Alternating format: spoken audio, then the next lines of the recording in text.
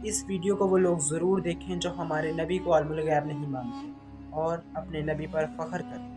یہ آج کے دور میں مدینہ شریف کا نقشہ ہے، جس میں دیکھ سکتے ہیں کہ مدینہ شریف میں داخل ہونے کے 7 دروازے ہیں۔ چلیے اب ہم نبی کریم صلی اللہ علیہ وسلم کے فرمان کو دیکھتے ہیں۔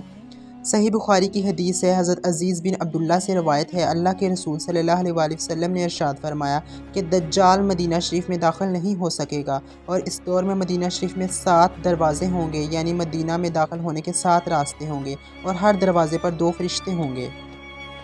ارے نادان، ہمارے نبی تو وہ ہیں کہ جنہیں اللہ کے حکم سے ہر چیز کا علم تھا۔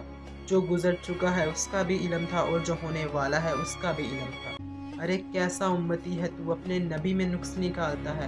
خدا کے خوف سے ڈر، بہت جلد وہ خدا تیری پکڑ کرے گا۔ باز آ جا اور اپنے نبی میں نقص بینی مت نکال۔ ہمارے نبی 2 جہانوں کے لیے رحمت بنا